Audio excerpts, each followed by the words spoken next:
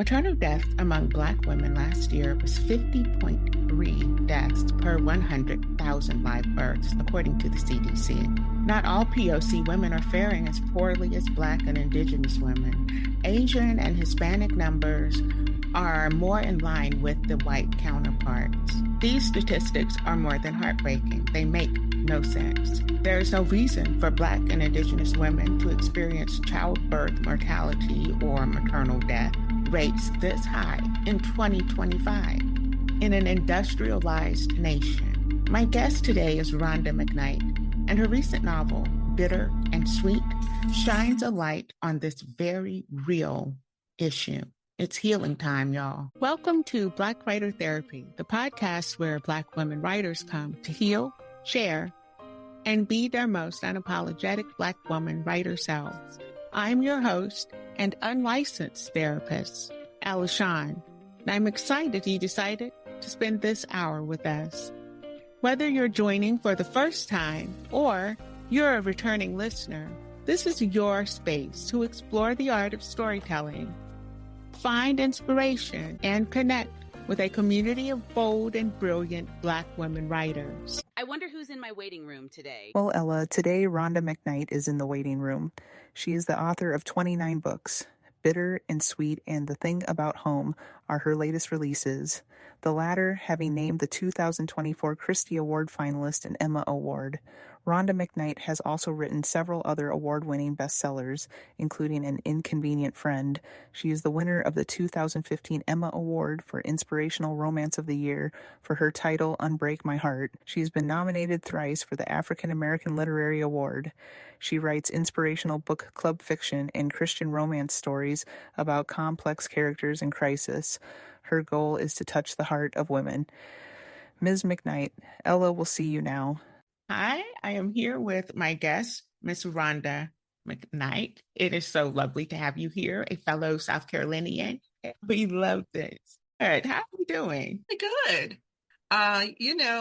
Dealing with early spring pollen like all of us, but other than that, I'm just really good, in a good place, in a good space, trying to keep joy in the midst of like all the stuff around us, politics and different things, but I'm good. You look good. Like when I saw you this past weekend, I was like, wow, she really does look like this. Like it is not the picture.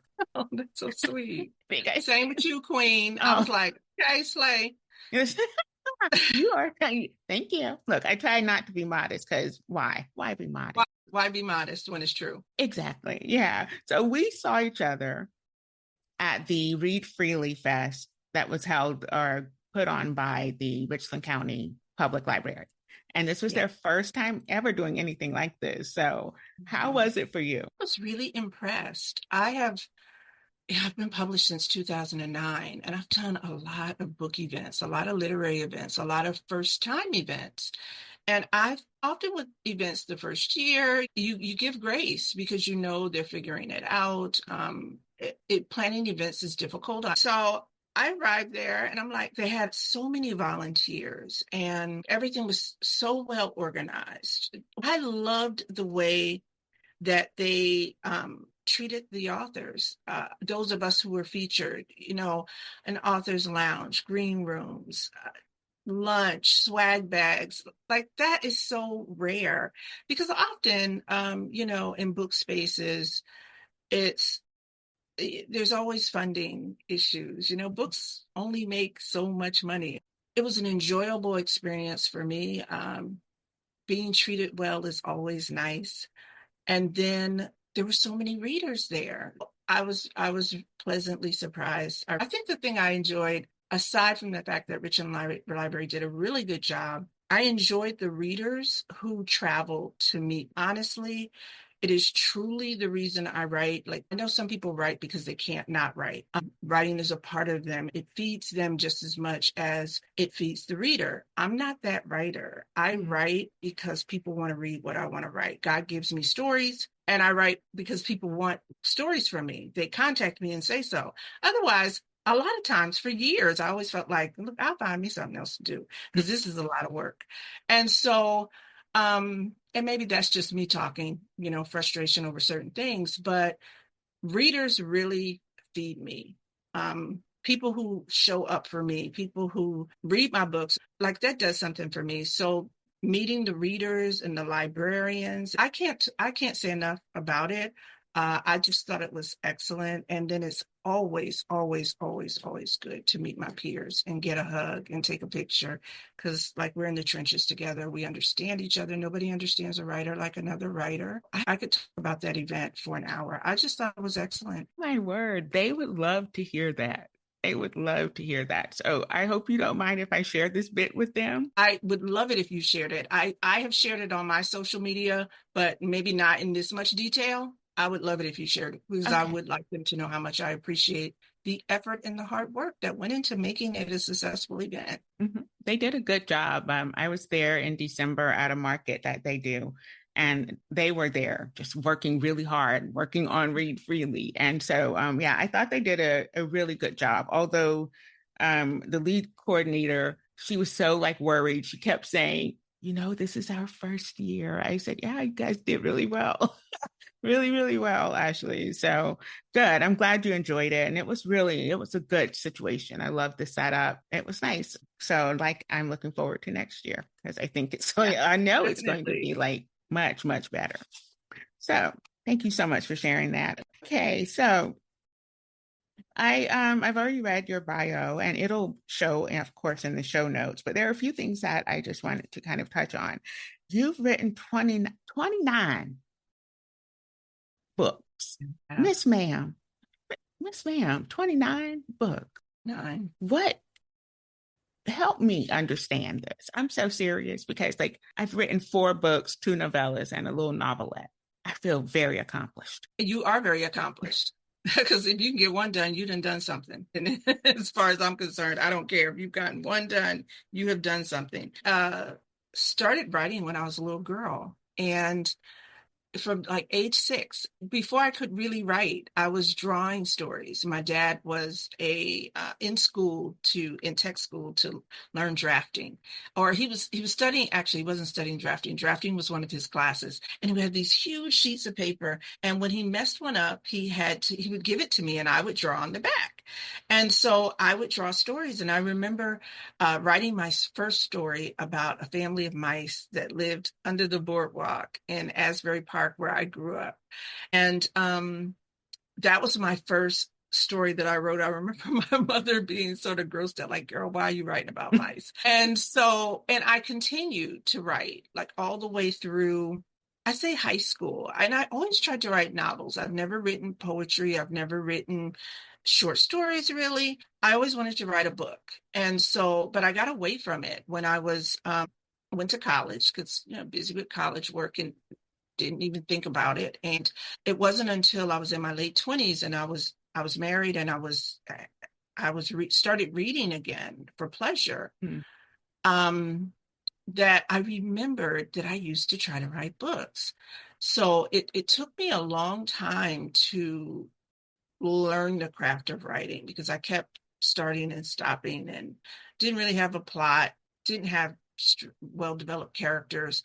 I took my first real writing class in 2004. It was just a 45-minute class with Victoria Christopher Murray. I learned so much in that 1 hour that I was able to finish my first book. It took me 4 years because it was 2 years of it sitting and me not touching it and fear and all those things. But when I finished it in 2007, I sold it that same year to an imprint that was with Kensington, and came out in December of 2009. And so I've had some years to get some work done. And now I write full time. I was working full time for a long time, but in 2018, I left my job with the Department of Family and Children's Services. I was burned out. I had 24 years of public service, and it was enough. And I wanted to write full time. I wanted to sort of immerse myself in homeschooling my son, who has some special needs. And I prayed about it. I've been talking to God about it for a long time. I did not want being a single parent to be the reason I couldn't do what I wanted to do for my child. And God was faithful and said, quit your job. You can do this. And so then the writing got faster. Yeah. You know, so I've written quite a few novellas, um, quite a few series that, my books, I'm not loyal to the series being all the same length books. I don't do that. I write the story until it's done. And so, and I have really faithful readers who would buy enough books that I could pay my bills. And then there were other things that happened for me financially that helped. That's how I got to 29. Sometimes I look and I think I should have 50 books by now. And then I remember you had a whole big career and it's okay. You have the number of books you're supposed to have. So, but thank you for that. I have tried to be um, consistent, but I'm not an everyday writer, and I'm not a writer who craves writing. I enjoy journaling more for myself. That's how I write for me. Anything that I'm writing that's out in the universe, I've written for someone else. Wow. Wow. I love that. Thank you for that's like a beautiful journey to your writing story, right? And I Yeah. love that you have like you've kind of earmarked it at the beginning, faith, at the end, right? Or not even at the end, but right here in the middle. I'm going to say you're in the middle, faith, right? I love that. That's amazing. And that you were able to come home and write full time. If I hear most writers, they've been on the show and they're like, yes, I'm still working full time. And all they want to do is come home and write. Yeah. Yeah. And you don't write every day. Look, I am such a weenie because like I don't write every day either. But I have so many people who come on and they're writers that I just absolutely adore. And they say, yeah, I get up every day at 5 o'clock. And I'm like, okay, I can do 6:30. I think I did that for like a week. And then I crashed out. And I was like, no, this isn't for me. I have to write, when I'm writing. And I write every day, but I may not write on a novel every day. Right. So, but yeah, it has to be there. So, what did it feel like to win your first award for something you'd written? It was exciting. I think that the first award, gosh, we're going back to 2010 when I won my first Emma. It was exciting. It was so surprising that I think that I was in shock on that one. And so then, I fall in love with being nominated. It's like, so by the time the award comes, it's like, oh, I actually won. Oh, that's cool. I'm always thrilled that I was nominated. Like, I think I'm probably most proud of being nominated for the Christie Award last year. Finally, actually, because you're not nominated, you're submitted and there's all this judging. And then finaling was huge for the Christie. And so I didn't win, but I was just like, I finaled for the Christie, like with this here brown skin. Okay, huge deal. And but I'm always most proud of the Emma Award because that's like our award. It was the Emma Award was started by Emma Rogers in I think the early 2000s. Very early or late 1999 or something. I really need to look at the history to be sure. But she created this award because there were no awards being given to us as Black writers, as Black women who are writing romance and women's fiction and mystery and writing in, those in commercial genre categories. There were no awards. And so she created this award and it stood the test of time. It's literally 25 or 26 years later. And I've won 3 Emmas. And having won for The Thing About Home last year was really satisfying. I think sometimes I don't always take the time to celebrate wins. I'm kind of something happens, I'm grateful, and I keep moving. But last year I sat with that Emma in my, and it's in the mail. I'll have it very soon. I sat with winning that Emma and allowed myself to be really proud of myself, to be proud of the book, to be proud of the way it made the judges feel. And that was kind of a first for me. But I'm always excited. I'm always excited that somebody said, "Oh, we don't put you in a category." That's a big deal. And so that's always sort of enough for me. Like, so when I win, I'm always surprised. I go, "Oh, I won. That's cool." We went to the next level. Gosh, you sound a lot like my daughter. She's like, I got that taken care of. On to the On to the next. next And thing. yeah, and I get on her all the time because I'm like, you have to give yourself time to kind of embrace all of that and celebrate you, right? Yeah. Because yes, other people may be like out there, wow, that was so great, but if it hits differently, I think when you can come to your own peace of mind and say, wow, I really did that. Like that was me, and I think I'm always on her. Just take time to soak it in. And Yeah. then, I think celebrating is a part of appreciating. And mhm, when you don't celebrate, sometimes it's almost like, one of my issues, I think, with respect to this is I've always won things. I was mhm, a top student when I was in high school and mhm, even college. And so there have always been accolades that have come, and it's sort of like I think I got used to that. And I not say that in any way arrogant. It's just like, oh, I've gotten the certificate, I've gotten the award. And so then I carried sort of that spirit into my books. Um, and I would see other people win and go out to dinners and I would never take the time to do that. mhm, And I would think, oh, one time I'm going to do that. And so, but this time I went, I got a piece of my favorite cake and, my favorite cup of coffee. And I sat and I thought, and I talked about it, called my friends. I was like, I need to celebrate properly because other people wanted this award. They'd be celebrating. Rhonda, mhm, celebrate. It's exciting. And so I'm trying to learn to sort of celebrate me more. mhm. I think it's a combination of things, Yeah. We're on the Black Therapy podcast, okay? It's a combination of things. So feeling like I deserve to take the time to celebrate too. Yes. I swear you sound just like my daughter. Mm. Really, she's 24, so you're probably a genius. That's what I'm going to say because she got like, things just she applied, okay, keep going, keep going. And that's when you're talking like I was like, wait, is this my kid I'm talking to? Because it's Yeah. the same way for her. And I think for high achieving Black women and girls, right? Because girls grow up to be the women. It's either you keep going or I don't know if I'm like speaking out of turn, but it's like I think it's like if I don't keep just going, going, going, then this is going to stop. I'm not going to be able to continue with this momentum. And I'm like, girl, you can continue with the momentum, even if you stop and say, I did that, pat on the back. So Yeah. yeah. And it's great that she has you to tell her that. Um, it's really great that she has you to tell her that so that maybe when she gets to be my age, she's still not doing it.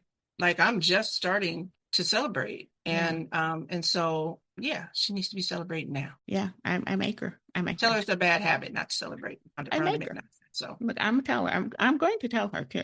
Um, yeah, but she's doing a little better with it, I think. Um, and thank you for telling us about the Emma Award. Like I didn't know what it was. And I hadn't had a chance to look it up, but that's pretty cool. That's really cool. So I can see why it means so much to you. You say you write on themes of faith, forgiveness, and hope. Those are very powerful themes. And I think in lieu of what's happening around us, it feels like the world is burning down. And so to crack a book open and find faith, forgiveness, and hope would be like the perfect place to just sink into. I was inspired to write the thing about home during the pandemic. Beautiful I was cover. gardening, and I was not a pandemic gardener. I had been gardening before. We people that really garden, we don't want to be pandemic gardeners. And so I was gardening, and I had moved to South Carolina the year before. My mom was having some health issues.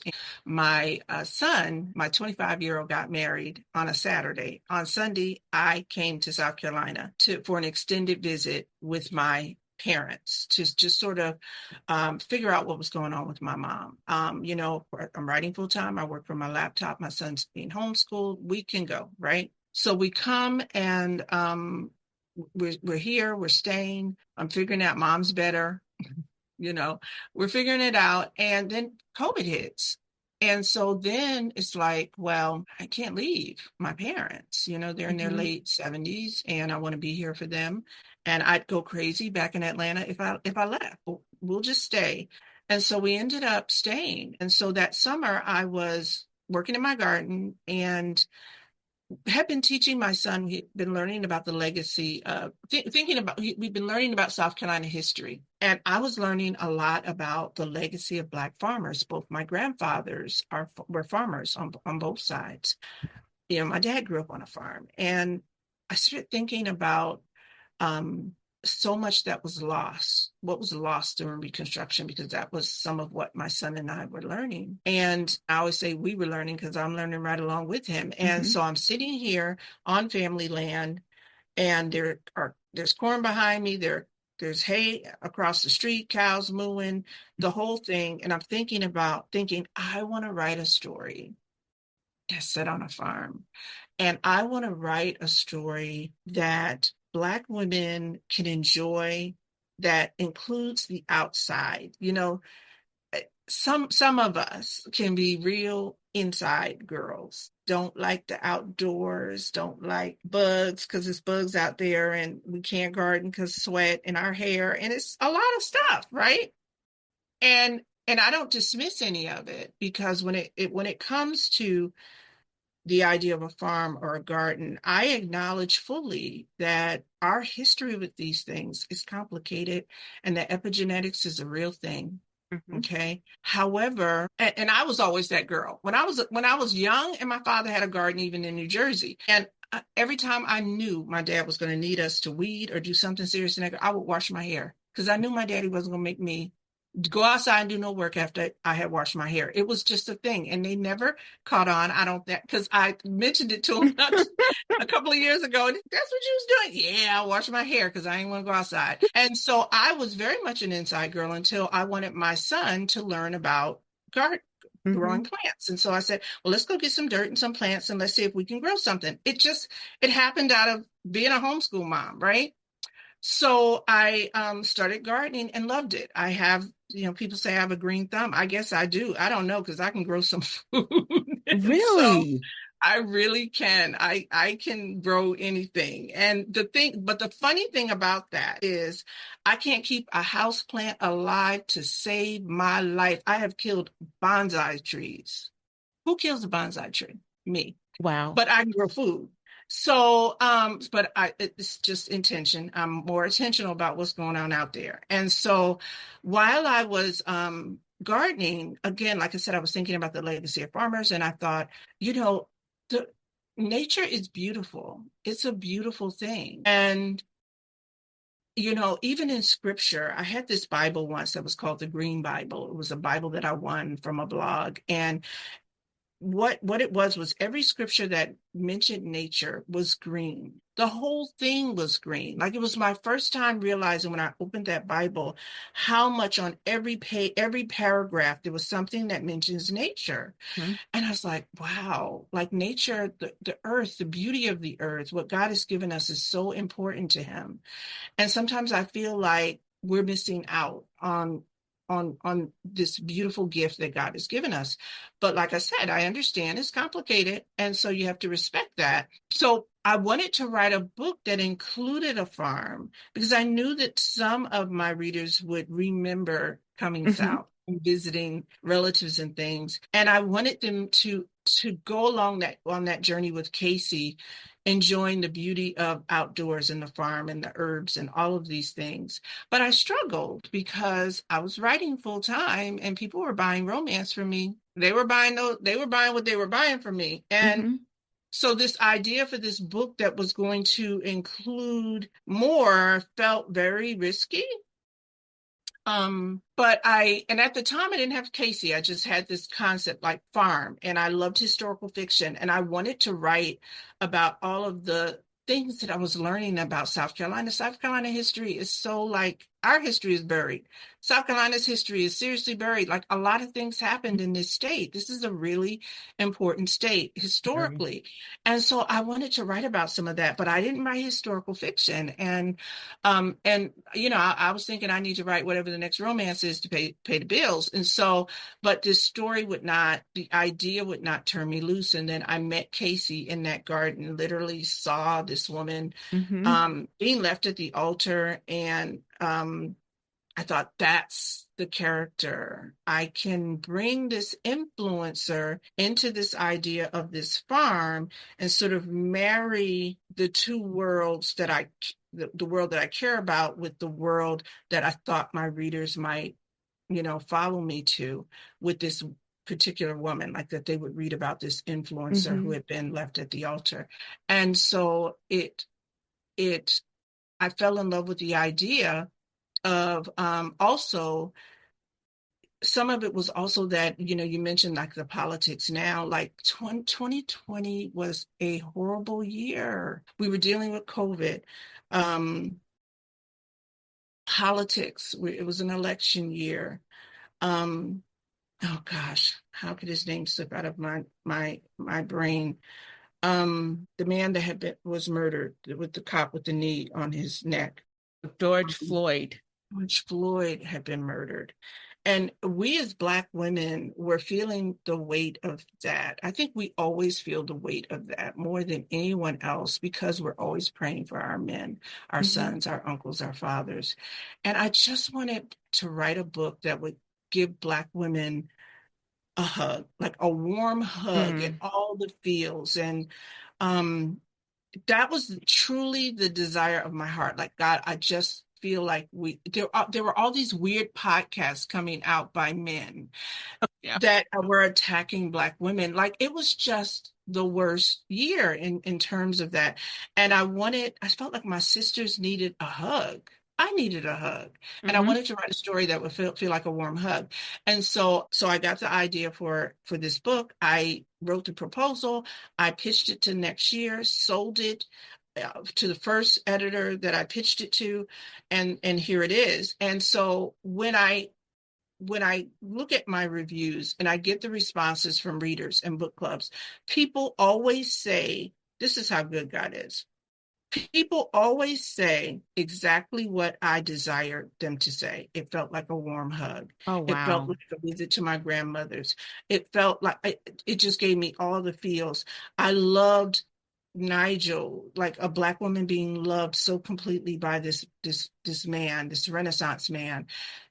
All the things that I desired have happened, and I hear it over and over and over and over and over again. And so God truly gave me the desire of my heart with that book. That's goosebumps. Goosebumps. I just copied some things down. I was like, this is a sound bite because you are so passionate about your readers. Like Yeah. that is so different. Okay. Because most people are passionate about their writing. They're like, oh, Wow. my writing, but you are so passionate about your readers.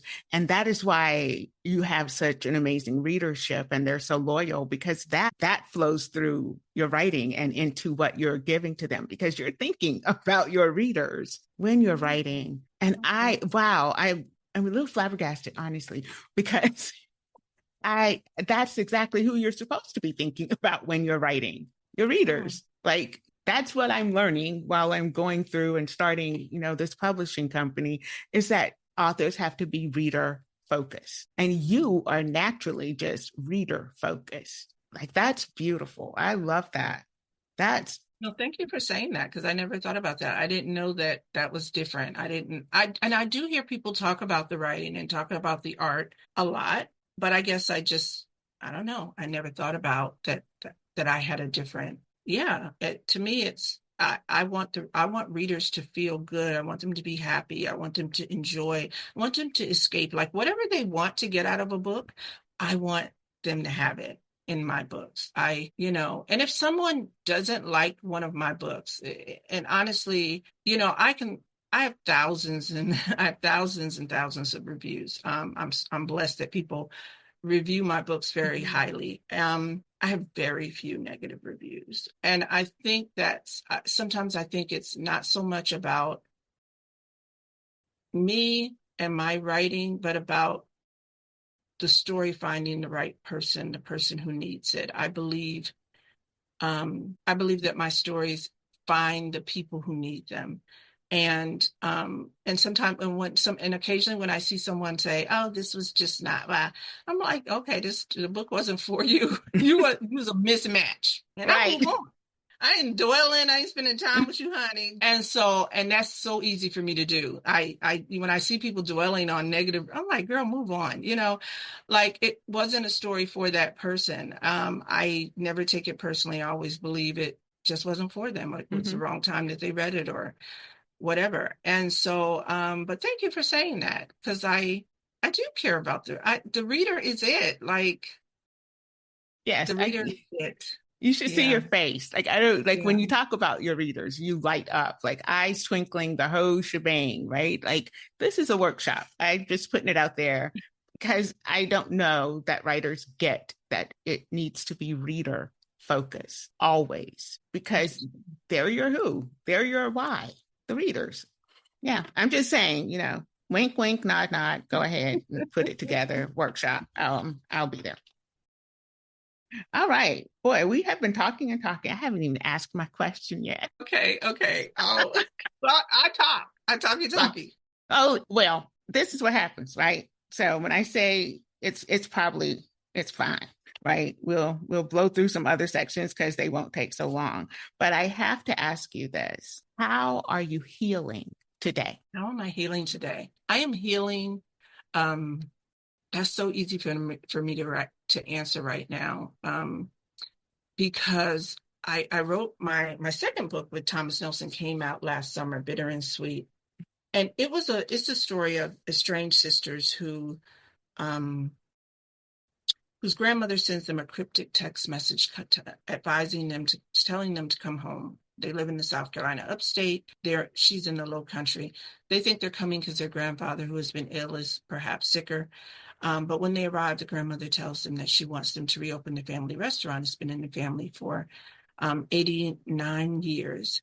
And it's been closed since the grandfather's illness. But these two sisters don't get along. Their relationship is horrible. And so there's a lot going on in that kitchen that has nothing to do with cooking. And then the historical story is the story of it's written in dual timeline. 50% of it is written in the past during the years of 1915 and 1938. It's the story of their great grandmother, Tabitha Cooper, Bitter for short, who is a woman who left home wrong, with the wrong man, and finds herself in Charleston in 1918, trying to figure out how to carve a life out for herself when she doesn't feel like she has a home to go back to. She begins to pen letters, really to no one in particular, that are read by these women in the contemporary story. And they very quickly learn that a lot of the issues and problems that they're dealing with in the current time are the same issues that their great grandmother dealt with in the past. Because how many of us know, as women, new day, same devil, right? Exactly. And so, but they find there's a lesson of resilience that they learned, that this woman who had nothing was able to build this legacy that they are to continue today. And so, but one of the important pieces of this book for me in terms of healing was my mother. I write about Black maternal child death in this book. My mother's mother died in childbirth when my mother was 2 years old. And being with my parents now, I realize I've always, of course, known, that my grandmother died in childbirth. But it wasn't, I think, until I've sat with my mother in her 70s and had conversations and see the hurt and see the pain that's still there over not never having her mother, that I realized that it was time for me to write about this. It was time for me, there have been stories in the media about how it's a health crisis in this country today, So certainly back in the 40s when my grandmother passed away, like there was just no hope for her in terms of medical intervention. And I think about that. And I think about what was lost to our family. And I think in writing this book, I wanted it to be a gift for my mom and her two siblings. And but has become a gift to me because there's actually therapy on the page. You know, it was something I talked to my publisher about. I said, look, therapy is this therapy thing is important for me in this book. One, because the story is going to calls for it. That's number one. Number two, you know, Black people need to, we can be funny about therapy. We coming along, but we can be funny about therapy. I think there's a lot of misinformation out there, a lot of fear about privacy and different things, and people knowing my business and all of that. And then there's the other side of it.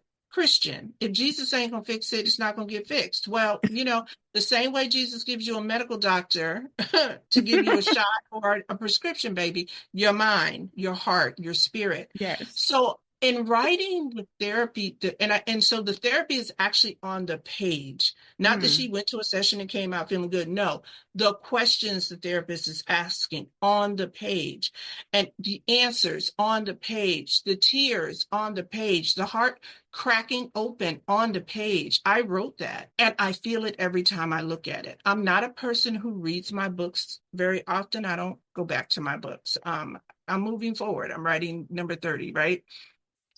But this book, I keep going back to. I keep putting on the audiobook in the car and listening to those therapy sessions that Mariah is experiencing. And I think the reason I'm doing that is not so much because I'm enamored with what I wrote. I think that the healing is happening for me. I've had my own trauma, you know, we all do, right? Yeah. I have a son who has special needs, and God and I have had to reconcile that. That's a hurting thing when you feel like, well, I'm a good person, so why am I in this? And God is like, because I'm bigger than it, and I'm pulling you through. And this is the assignment. And sometimes there's a resentment there, and I have had to work through that. And I think that how I'm healing today is I'm healing in faith. That's it. And I believe that being inspired to write this book has helped me. It's helped me go to therapy since writing it. Wow. I had been once many, many, many, many years ago, like I'm talking like in my 20s, haven't been since, but literally went after my dog died. My dog died and I couldn't recover, and I went to therapy, but I had finished this book. And when I sat in therapy and I thought, wow, this is what it feels like. I wrote what it felt like before I really knew what it felt like. Come on, that's God. And people who have read it feel it. And I've had so many readers tell me that they've decided to go to therapy because of this book. They didn't know it was like that, or they realized that they're broken places and then they need to heal. So I'm being healed by the book club meetings I have about this book. I'm being healed by listening to this book, and just making sure that I'm okay, taking the time to make sure to sit and be like, even as a caregiver, to take time away and sit, even if it's 10-15 minutes, and be like, I'm not doing nothing. I'm going to stretch out, read a little bit, making sure I read. That's how I'm healing today, with intention. Rhonda, I'm carving out time for myself. Sitting here like, girl, don't you start blubbering on this podcast, because you're the host. The first half of Black Writer Therapy is sponsored by Southern Momentum Publishing House, a boutique hybrid publisher for underrepresented women and femme writers of the South. Ella and Rhonda McKnight will be back after a message from Somo Pub House. They publish what disturbs the status quo. Do you feel it? That tug? The one whispering, it's time to finally tell your story. At Southern Momentum Publishing House, we know that tug well. It's the start of something bigger. Your voice, your truth, your power on the page. Whether it's been years in the making or just an idea waiting to blossom, We are here to help you take the leap. No excuses, no waiting, just momentum. Visit us today at somopubhouse.org and start your next chapter now.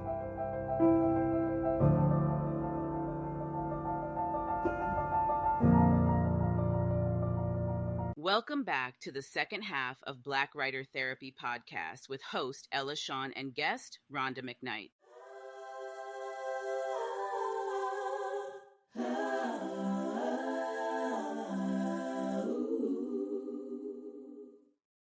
You're the host. I can't even tell you how much I absolutely love everything that you said. Like when I ask for cathartic books, like that's what I'm talking about. Yeah. You know, this thing, you write this thing and you know probably it's going to be healing. But I don't think most writers know that it's going to heal something in them. And for you, I mean, like, oh gosh, that's beautiful. And you say intention. And there's a medical definition for this word that has come to change my whole understanding of it. And the medical definition is the healing process of a wound. And I said to myself, you're never going to think about the other definition anymore because it doesn't exist. Because everything we do is about healing. And I ask myself, why are we here if not to heal and help others heal? And so you have done so beautifully with your work. And I can't wait to listen to this book. The audio is a gift. There are 3 narrators and they're just a gift. You'll see. I'm excited. I love holding a book and reading, but the peepers don't love holding the book and reading. So audio has become my favorite thing in the whole world. And people keep asking me, are your books on audio? And I'm just like, not yet. Not yet. Not yet. But soon. One day. Yes, soon. Yes. And I have to say this. Your character, Tabitha Cooper, I wrote it down because I'm in my current whip, which is set in the Low Country, mind you. My main character's name is Cooper Lennox, and her great-great-great-grandmother, who plays a significant role, is Tabitha.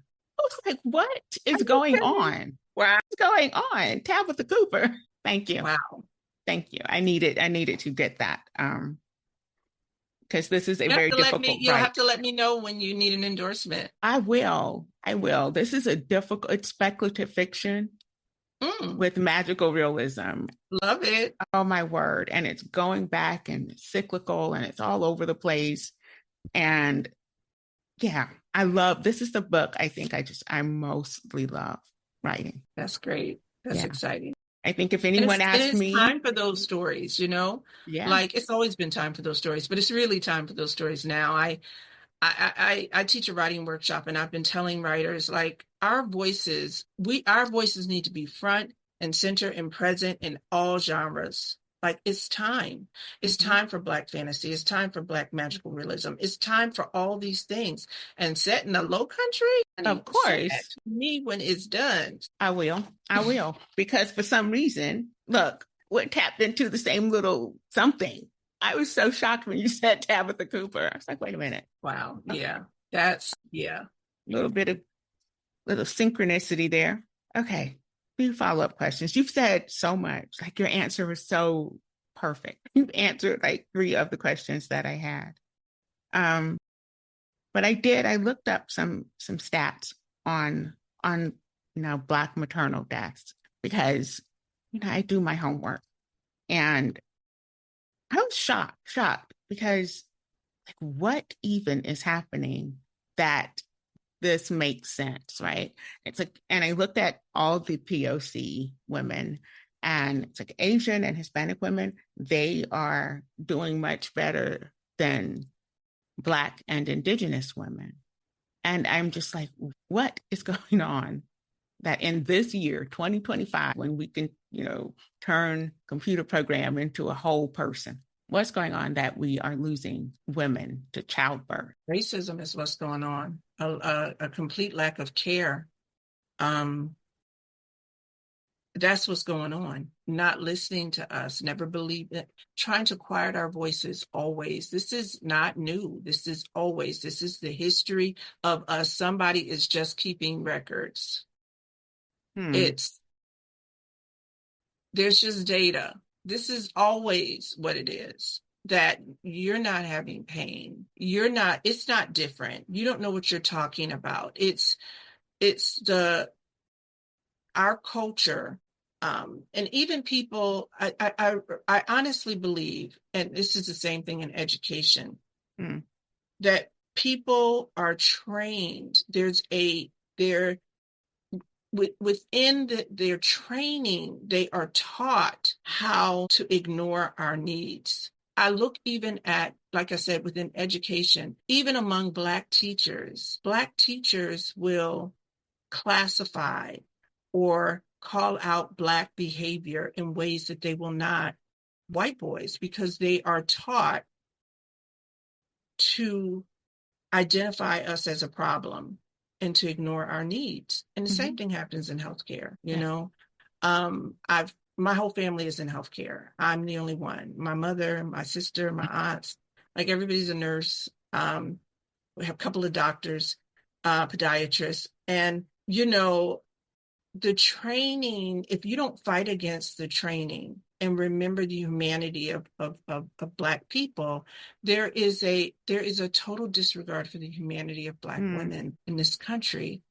We came in, we were raped, we were made to work insane hours. We had our babies and were made to go back in the field. Like we just produce or don't. If you don't produce, you're a failure. When you produce, it's not appreciated.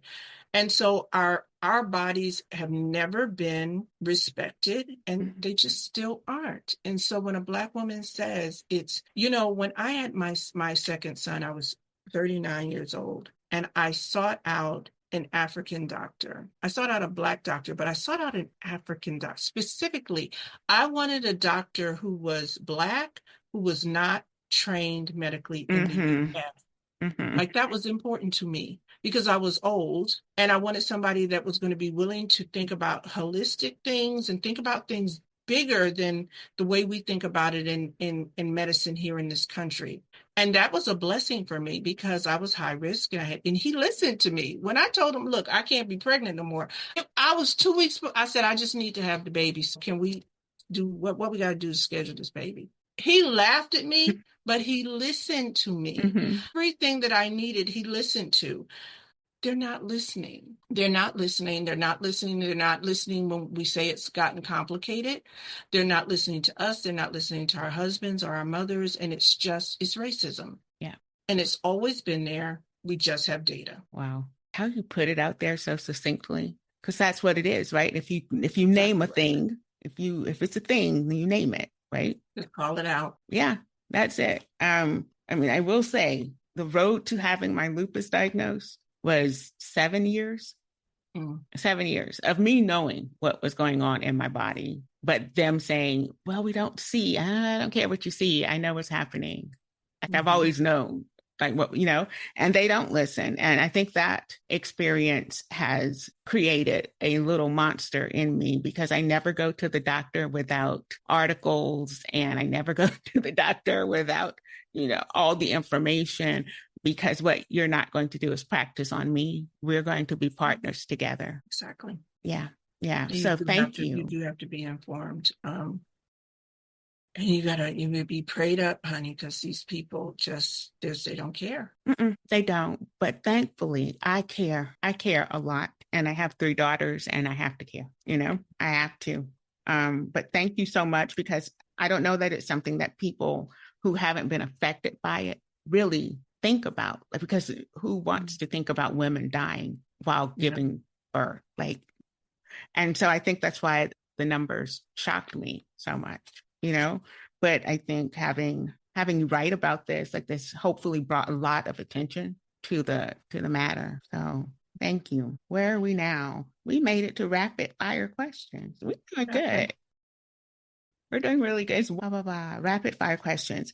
Like, don't even think about it. Just okay, I'm going to do 5 minutes. This is going to be the first time I do 5 minutes. Okay, whatever. So you write about healing, heartbreak, and redemption so beautifully. But right now, I want to know what's the most healing, heart happy thing you've done for yourself today or you plan to do for yourself today? The thing that I plan to do for myself today. Well, I'm going to go get like a mocha latte with oat milk. That's happening. And that makes me happy. Like, cause I'm 20 miles away from the closest coffee shop. So it's a drive. And, so I'm going to do that. But also, I am going to, I have an appointment, later with a friend. We're going to meet virtually. And so instead of talking on the phone and texting, we do Zoom chats and catch up with each other so we can see each other's faces. Mm-hmm. She's in Atlanta. She's one of my best friends. And so we're doing that tonight at 6. And so we do that like once a month. And so I'm excited about that. I love that. I so love hearing Black women say that because especially when you're a writer, right? Because you meet so many people from all over the place. And it's like, no, I'm not sitting on the phone because I'm going to sleep if I'm on the phone. But exactly. Yes, and the then monthly also, Zoom call. So busy talking to readers and talking to other writers that I have to remember my friends. Like I schedule time with my friends. I pre-schedule texts to go out, girl, how are you? Because I'll forget. And I'm not going to lose my friends in being busy. And so I'm very intentional about scheduling time with my friends and not just getting caught up in the writer world, like the writer friends becoming the only friends, because my friends really, they know me in ways that, my literary friends don't. And so I need that, and I need to preserve those relationships. And so we started doing the Zoom thing during COVID. Okay. I love that.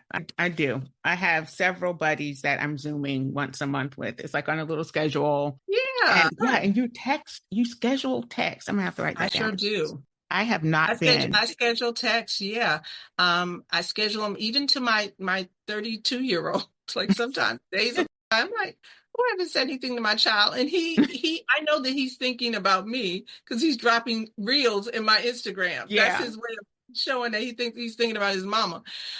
Sometimes I like to touch base outside. And so I'll just send him a text and how are you, thinking about you, praying for you today.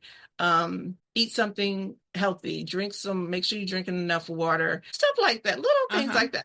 I sit around and I just schedule a bunch of texts and to friends and to family, and then they get them and then it's funny because I forget when, and they get them and they'll text me and I'll say, oh yeah, that's right, I send them a text. Yeah, I need to do that because I really have been like so immersed in the writing situation, and I don't even have a bunch of friends, so I have like 3 that I really roll tight with. And yeah, I need to do that. Thank you. I didn't realize that was a thing. Okay, Cake Wars. Your character, Sabrina, bakes like it's a calling. What's your go-to cake or dessert that makes you feel like you could win a Great Southern Bake Off? Oh, so I make a really good mixed berry cobbler. You didn't say cobbler. Yes, ma'am. I make a good mixed berry cobbler. You can't tell me nothing about my mixed berry cobbler. It's good. Now, let me ask this.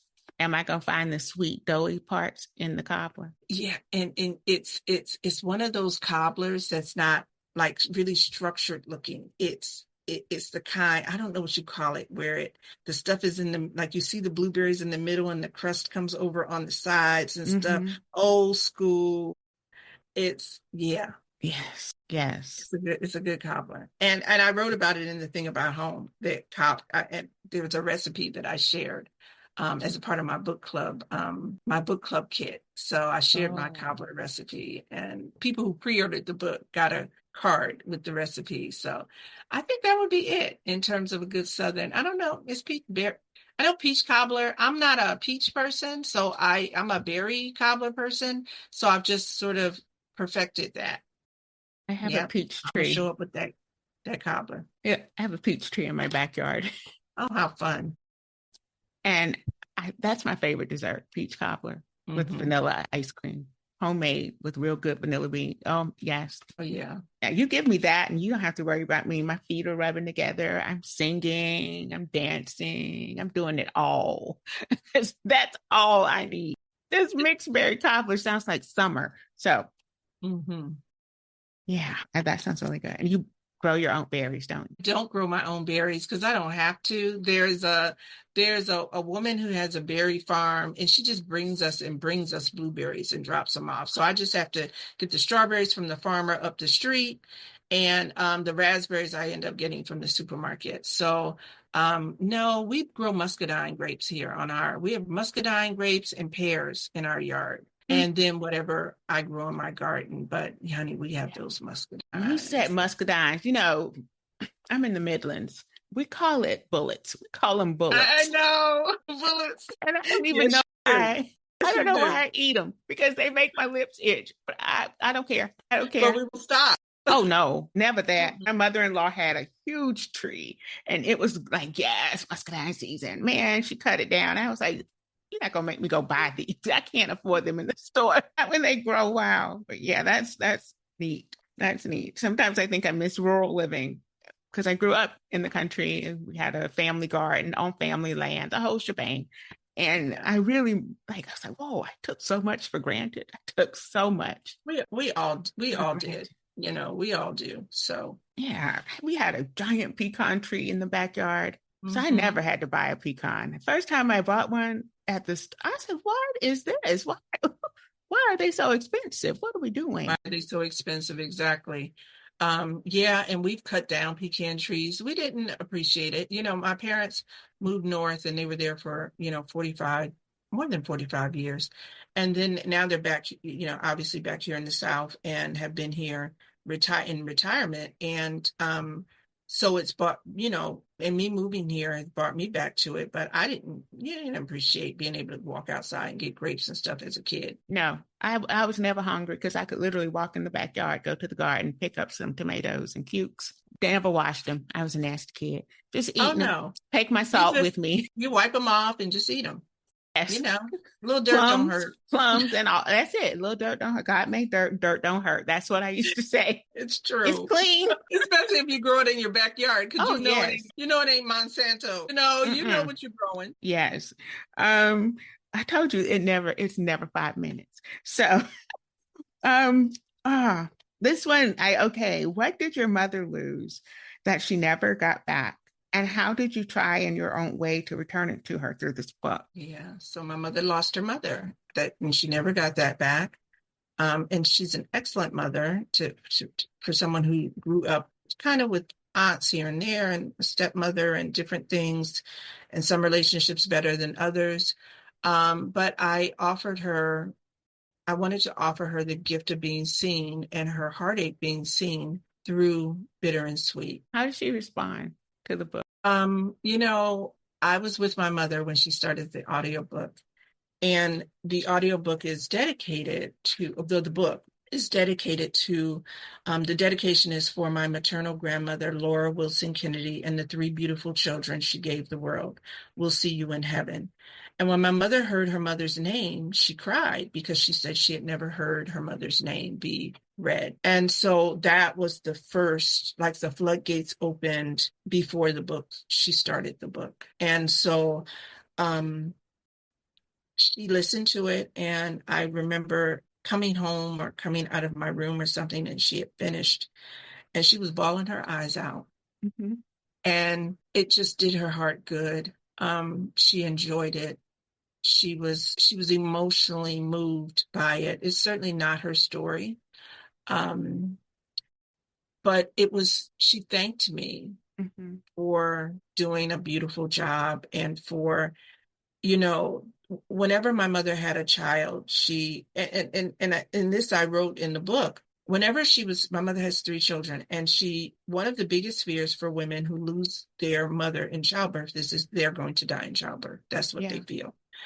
And you don't think about that unless somebody tells you, like, that's a real, real fear for them, laying on that table, looking up at those lights and praying, God, please don't let me. But it was always about, for my mom, not wanting to leave children behind who did not have a mother.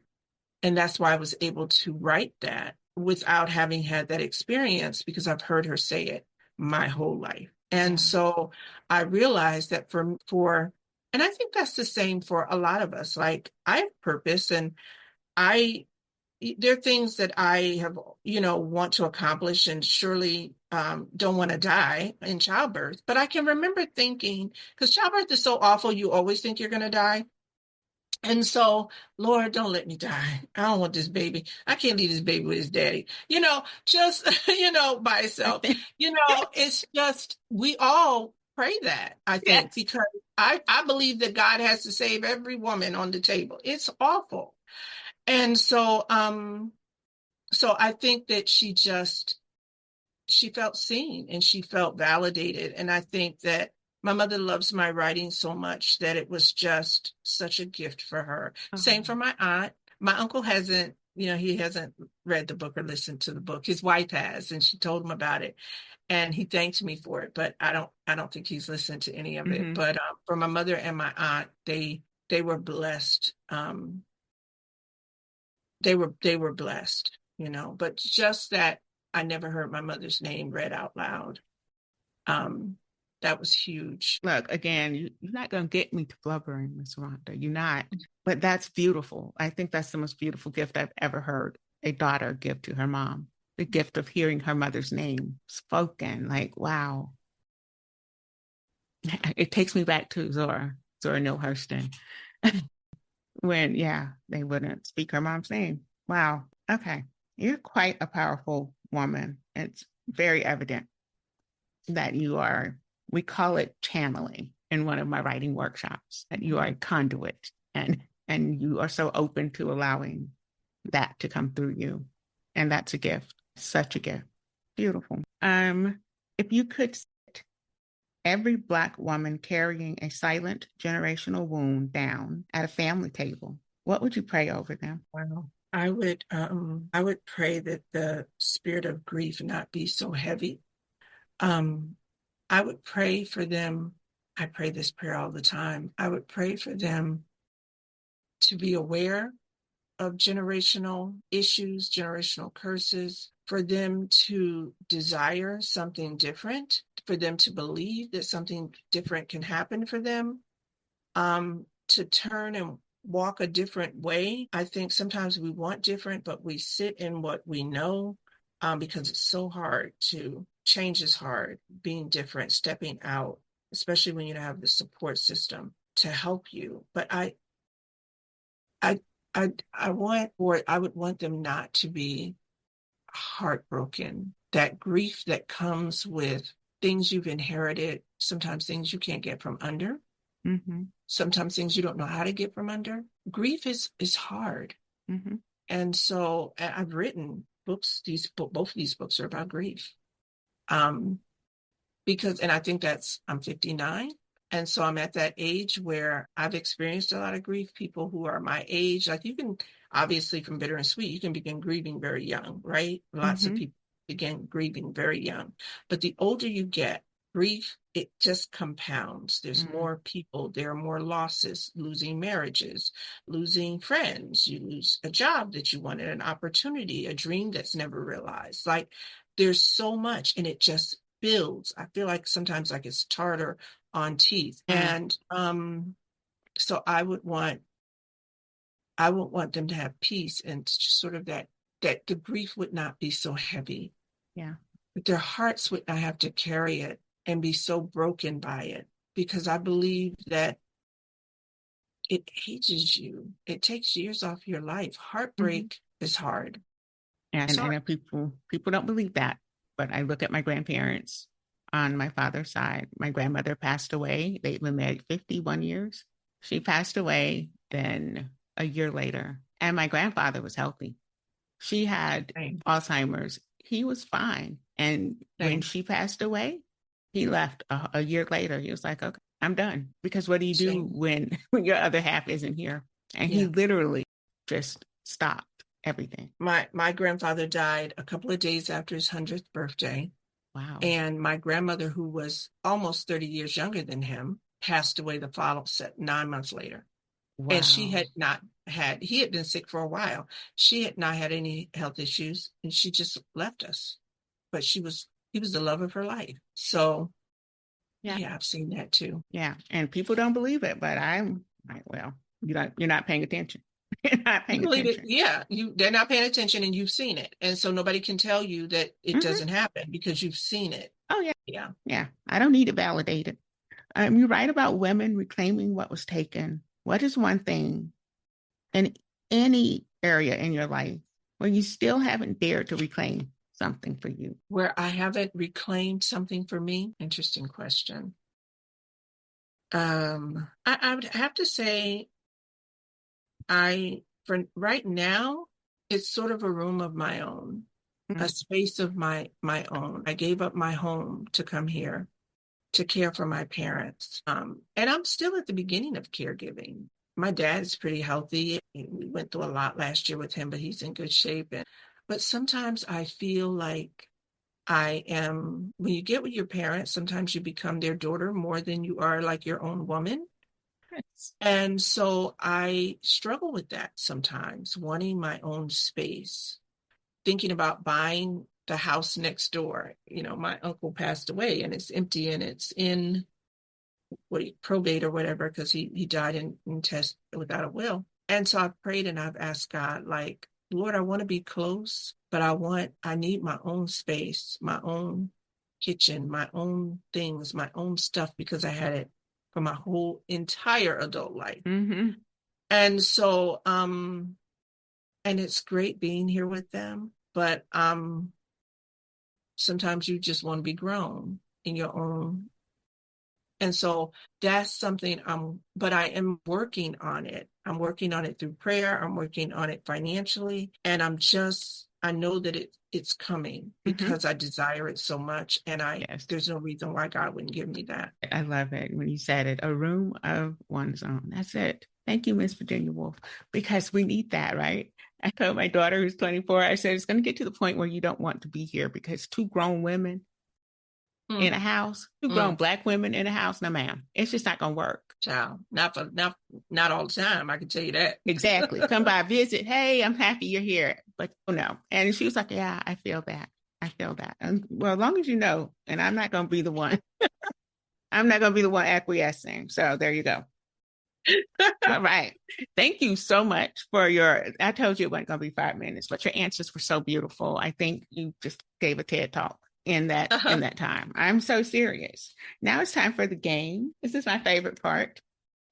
If you could choose a number 1 through 10. Let's choose 7. Good. I don't think I've had anyone choose 7 before. I've had a couple of people choose 8. And I'm just like, can we get away from 8, please?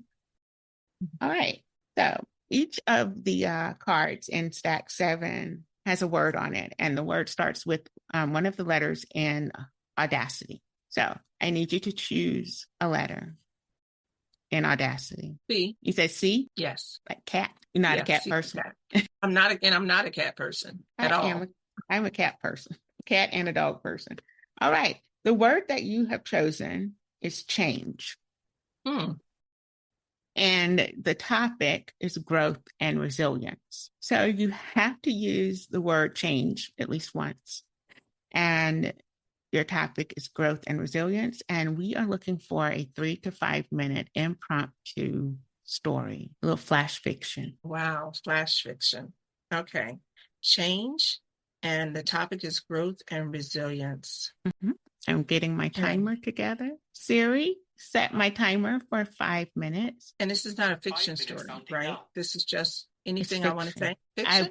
I would love fiction. Oh, she wore red, and it was not a color that she had ever worn publicly before. Most of the time, she wore colors like black and gray, white. It was nearly a capsule wardrobe that she could match with bright colors, but she never chose to because her mother taught her not to be flashy, not to do too much, that people would judge her.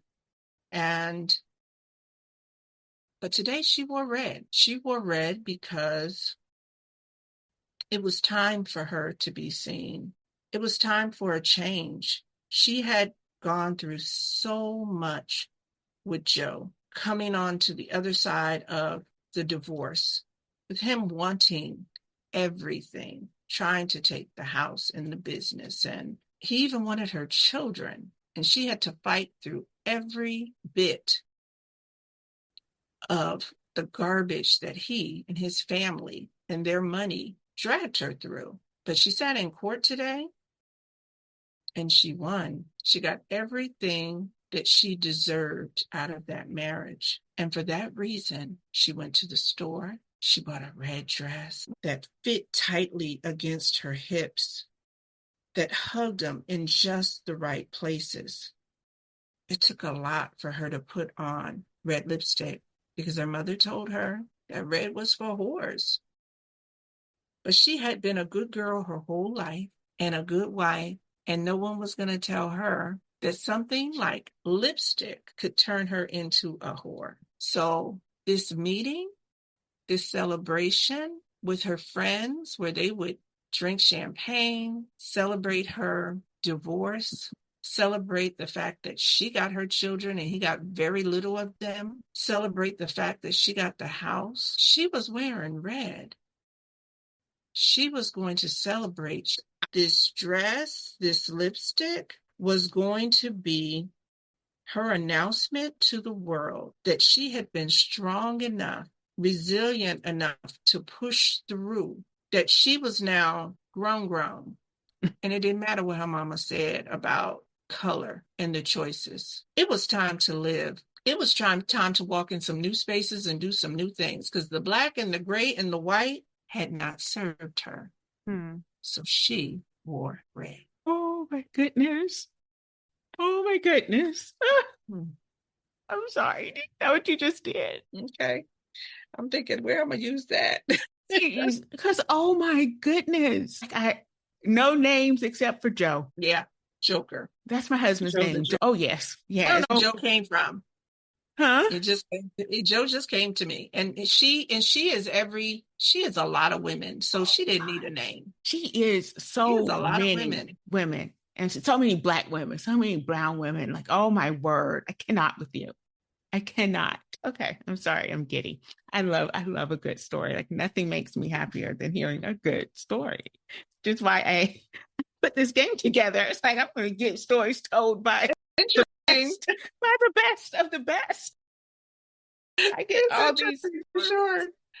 I love that. Thank you so much for indulging me. You're making me think I should try a little flash fiction, actually. I'm making you. I never have. Oh, I've never written flash fiction.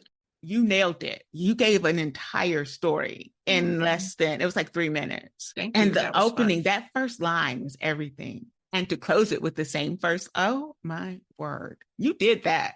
Like seriously. Oh, goosebumps. I love a good story. I'm like, oh, what am I going to title this when obviously she wore red. Like what else am I going to say? Red lipstick. I knew you were going to say, honey, because if you put on a red dress, you need red lipstick. Duh. Well, there are other colors you can wear, but why not wear red? Right. That part. Wow, you're amazing. Thank you so much, Rhonda. Honestly, man, this has been way too much fun. It has been. It's been fun for me too. Good. I like that. I don't want my my guests to come in, sit on the proverbial couch and leave like, let me tell everybody not to go on this quack show. Because I try to make sure. So we are at the end of this session. Tell the good people who are listening what's for you next, how they can get in touch with you, and all the things. Okay, so my website is just a repository of information for me. My social media links are there. My email is rhonda@rhondamcknight.com, but also it's on my website. I love being on Instagram and Facebook, so I can be reached there and followed there. If someone's a writer and they need some or not even just a writer, an artist of any kind, or someone even trying to start a business, if you need a story that will encourage you, my journey to publication is on the About Me page of my website. And I always share that with people because when people go, they read it and there's some humor there, but it really is my story about how I got started. And I think I look back at it and I think, this is really inspiring. I think it includes a lot of the elements of hope and faith, that, and even a little forgiveness, me forgiving myself in some ways, in that story. And so I like to encourage people who are looking for a story, want to learn a little bit about me, to visit that page.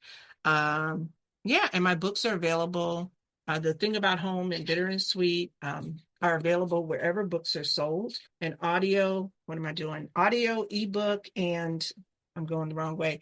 Audio, ebook, and of course in paperback. And my other novels are available mostly through Amazon on Kindle and in paperback. I've written a lot of things, and I feel like there's a story that I've written for every woman. But these two are the two that my women's fiction titles that I'm really sort of pushing right now. And I think that I've sort of graduated to sort of a higher level of writing with those. Yeah, maybe, I think everything I've written for a purpose. So so that's how you reach me. I think mostly my website or by email. That's awesome. I love hearing from readers. Oh, yes. Lord. We know that, right? And we're waiting on the workshop. Think about that. I'm just putting it out there. I mean, call me if you need a tester. So I'm going to link your about page in the notes, because I think that's really cool.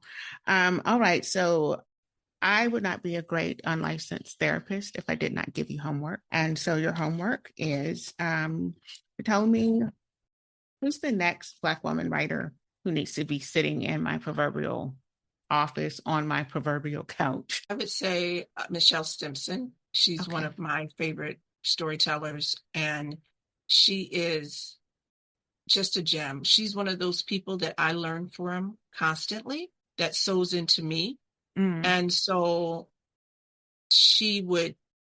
She's it. I'm going to say to her, hey, Michelle, Rhonda, she gave me your information and said I should talk to you. Is that okay? Yeah. Okay. Definitely. Very good. And I'm going to say thank you on behalf of the Alive Podcast Network and my show, Black Writer Therapy. You've been awesome. And anytime you want to come on, you have a book you want to promote or something, just let me know. I will, Ella. Thank you so much make it happen. For reaching out to me. Whoever recommended me, I appreciate that, because this has been enjoyable. And I love your questions. They've challenged me to think, and so it was good. Good. Thank you. And for the record, no one recommended you. I saw you and I said, I want her on my show. And I saw you. And I was like, I wonder if she lives in South Carolina. I couldn't tell. And so I was like, shoot your shot. She can say yes or no. That's how I go about it. Cool. That's great. That's great. It. Okay. We're going to say goodbye, but okay. Thank you for joining us for another episode of Black Writer Therapy, where we amplify and celebrate the voices of unapologetic Black women writers. We're proud to be part of the Alive Podcast Network. Be sure to tap into the only Black woman-owned podcast network with its very own proprietary platform and app. When you download the Tap In app, you gain access to nearly 100 Black creative voices. To support Black Writer Therapy, subscribe and choose me as your favorite podcast host. 50% of your subscription fee goes directly to this show and allows me to continue to bring you quality content like this. Until next time, remember, be kindest to yourself first, always, and in all ways. I am Ella Shawn, your host for Black Writer Therapy Podcast.